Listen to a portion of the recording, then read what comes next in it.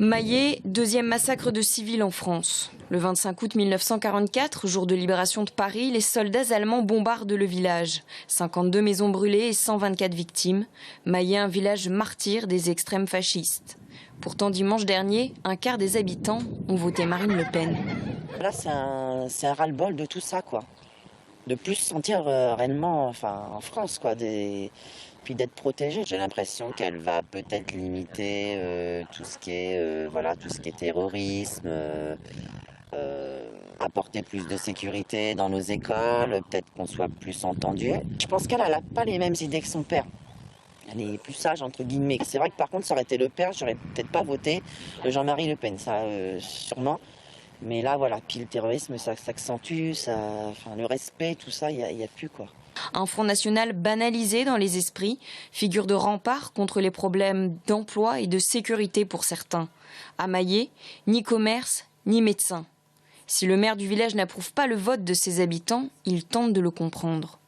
Il y a quand même un décrochage très important entre certains hommes politiques et le terrain. Et le terrain, c'est nous, c'est monsieur, madame, tout le monde. Et ce décrochage, ça se traduit par le sentiment d'être un peu perdu, voire abandonné. Ça ne légitime rien, bien sûr, mais dans la pratique, c'est un peu comme ça que j'essaie d'expliquer les choses.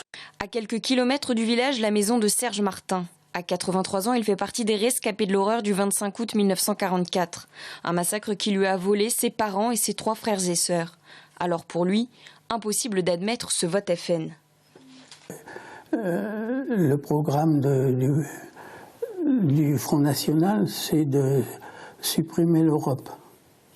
Peut-être qu'il y a beaucoup de gens qui n'ont pas connu la guerre, mais pendant 70 ans, on a eu 3 guerres avec l'Allemagne. Depuis qu'il y a l'Europe, il n'y a plus de guerre. Ça fait 70 ans qu'on n'a plus de guerre. Je crois que c'est important. Moi, j'ai connu la dernière guerre mondiale. C'est quelque chose d'inadmissible, c'est quelque chose d'abominable, la guerre. Entre mémoire et réalité, Maillé est écartelé.